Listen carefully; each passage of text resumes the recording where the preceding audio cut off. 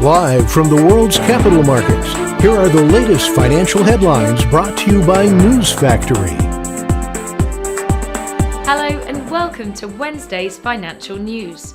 Stay with us for more market headlines.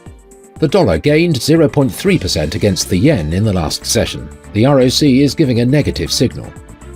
The Bitcoin dollar price remained largely unchanged in the last session. The ultimate oscillator is giving a positive signal. The gold fell 0.5% against the dollar in the last trading session. The CCI is giving a positive signal. The oil-dollar pair dove 1.4% in the last session. The stochastic indicator is giving a positive signal, which matches our overall technical analysis. Coming up, the choices from our chief analyst for today. Gold futures finished higher, extending a bounce from a 3-month low as the US dollar backed off from a nearly 2-decade high.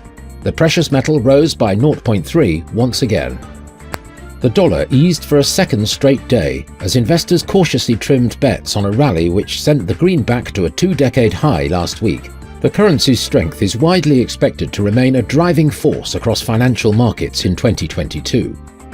A little over a month after Robinhood publicly released its first crypto wallet, the company has announced it's working on a second. The new wallet will be non-custodial, giving users sole custody over the private keys necessary to control their money on the blockchain. Those were today's major economic events, and now moving on to world financial headlines. Germany's 30Y bond auction will be released at 0930 GMT. The UK's core consumer price index at 0600 GMT. Japan's imports at 2350 GMT. The US housing starts will be released at 1230 GMT. The Austrian HICP at 0700 hours GMT. Japan's exports at 2350 GMT. We hope that you've enjoyed Wednesday's market outlook. On behalf of all of us here, we wish you a productive trading day.